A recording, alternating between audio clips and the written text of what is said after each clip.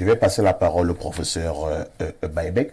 Professeur, pour l'instant, avez-vous l'impression qu'il y a eu une bonne plateforme de discussion?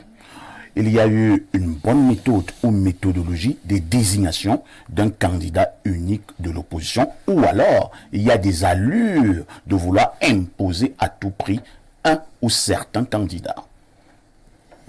Bon, déjà à baliser un peu, déjà à baliser un peu, mais le problème de la candidature unique, c'est que il faut savoir que la candidature unique est précédée par une plateforme unique, un projet unique et une méthode qui permet qui organise jusqu'à la succession. C'est-à-dire que vous êtes d'accord, ne soyez pas d'accord seulement pour qu'on renverse celui qui est au pouvoir. Soyez d'accord pour gouverner après. Vous allez faire comment après? Quel est votre projet politique sur, on va dire, les 5 à 10 questions essentielles? Vous devez vous prononcer et être d'accord sur comment on va arrêter la guerre qui a lieu, ce que vous-même vous appelez la guerre du Nozo. Comment vous allez faire pour résoudre le problème des rancunes dues à l'opération Épervier et pour arrêter la prévarication de l'argent de l'État? Comment vous allez faire pour arrêter la malgouvernance dont souffrent les Camerounais? Comment vous allez faire pour la question du franc CFA et les grandes questions comme l'énergie et l'éducation? Je pense que ça, on peut se réunir pour faire cette œuvre-là.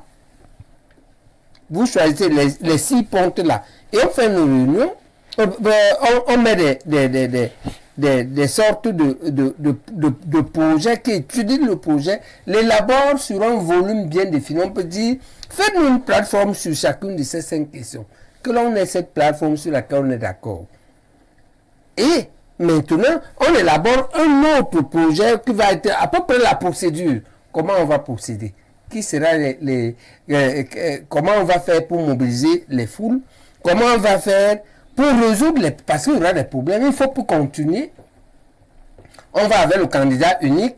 Tous les sondages disent qu'il est favorable. On s'en va là-bas. Et les caméras, ses préfets vous arrachent les élections. Et vous dites encore qu'on va dans les rues. Pour que les gens se retrouvent, il faut prévoir. Si les gens doivent aller en prison, on va faire comment? S'il y a des blessés, on va faire comment? Parce que c'est ça. Vous êtes en face des hommes qui tiennent le pouvoir, qui vont vous tirer dessus aussi. Donc, à mon avis, ces questions-là précèdent même la candidature unique, il faut qu'on soit d'accord. Vous pensez qu'il y a des préalables? C'est des questions préjudicielles. Oui, il y a les préalables à la candidature unique avant d'y aller. Et maintenant, celui qui entre au pouvoir, qui va être le candidat unique, c'est donc qu'il a un cahier de charges commun. Des questions comme gérer le nouveau statut de l'opposition. Parce qu'on veut mettre en place, nous c'est perdu, on veut mettre en place une république dans laquelle nos enfants ne se battent pas après.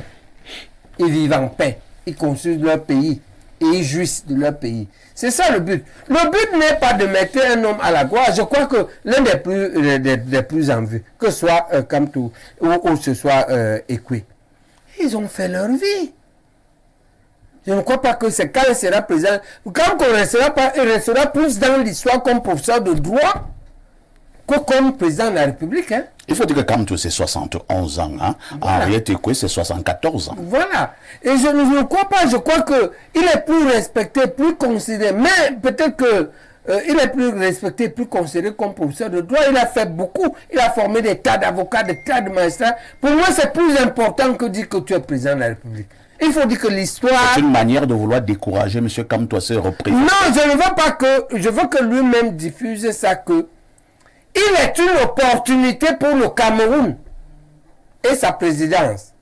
Ce n'est pas la présidence qui est une opportunité pour Kamto. D'accord? C'est-à-dire que ce qui est grand, c'est Kamto. Ce n'est pas le poste. Kamto est plus grand que la présidence? Oui. En tant que lui, comme président, vu comme un endroit où on s'épanouit. Ici, il est déjà épanoui. Quand on a fini, ses enfants ont fini, sa femme a fini. Maintenant, il peut mourir pour le Cameroun. Moi, je lui suggère, mais meurt même pour le Cameroun. Tu entends l'histoire. D'accord? Quand on doit quitter la logique, si lui-même n'y est pas, il doit le dire. Qu'il ne veut pas être président pour profiter du Cameroun. Ce n'est pas les motards là et les Pétrus. C'est pas ça. Ni les honneurs, il a déjà tout. C'est un sacerdoce pour lui. Pour donner tout ce potentiel qu'il a au Cameroun. Et que c'est ça qu'il veut donner à son pays. Et à tous ses compatriotes, il faut que tous ses compatriotes le comprennent. Et qu'ils le disent eux-mêmes. C'est mieux. C'est valable pour lui, c'est valable pour Henriette. Parce que quand vous avez fait ce travail-là, ce travail d'élévation, après ça, vous regardez ça de très haut. Président de la République, vraiment, oh. C'est pas ça qui fait Senghor, ni Wade. C'est pas ça. Mais sauf que Senghor, lui l'a quand même été président de la République. Pardon? Sauf que Senghor, lui, l'a quand même été président. Oui, mais ce que l'histoire retient, ce n'est pas sa présidence. Très bien. C'est ses œuvres. Merci. Voilà ce que l'histoire retient. La plupart des présidents sont oubliés. Ce n'est pas seulement le Cameroun, hein. C'est mondial. C'est-à-dire que les Giscard sont passés là. Mais ce qu'on retient, De Gaulle, pourquoi c'est De Gaulle? C'est les œuvres, c'est l'appel du 18 juin là. Mais tout ce qui suit. De Gaulle a été président. Oui, mais ça c'est petit par rapport à l'appel du 18 juin. Après, il faut que les politiciens camerounais apprennent à grandir. On ne va pas en politique pour profiter. On va en politique pour donner à son pays lorsqu'on a le sentiment, soi-même, d'être accompli. Mais c'est un sentiment. Ce n'est pas la quantité d'argent et des biens qui te fait sentir accompli. C'est toi-même, ton travail spirituel, qui fait que tu crois que moi ça va. Maintenant, je veux donner à mon pays. Ce n'est pas que je voudrais profiter de mon pays. Ce n'est pas comme quand je cherchais le travail. Quand tu cherchais le travail, non. Ce n'est pas la même chose. La fonction de président n'est pas un emploi. Elle est un sacerdoce, elle est un sacrifice. Il faut que tout le monde s'élève. À mon avis, c'est prérequis là. Nous devons faire ce travail parfait. C'est de tous les côtés. Ce n'est pas seulement du côté de l'opposition. C'est valable pour le côté du parti au pouvoir. Parce que là-bas aussi, il doit avoir le candidat unique. Ils ont après le président. Non, il n'y a pas un après le président. Non, est-ce que le président est éternel? Oui. Pourquoi ils ont peur de parler de ça? Non. Il faut que le professeur Famdongo a dit qu'il n'y avait pas d'abonnés à ce numéro. Au numéro de remplacement. Mais il faut donc qu'on dise au parti au pouvoir que vous avez la responsabilité d'avoir le courage de prendre les risques, de réfléchir sur l'affaire président. C'est compris, professeur. D'accord? Ben, on sait qu'il y a des gens qui ne vont pas permettre ça. Mais ils auront le mérite historique d'avoir osé. Non, si tu oses, tu iras avec ton mérite là quelque part. C'est compris, professeur Baïbek.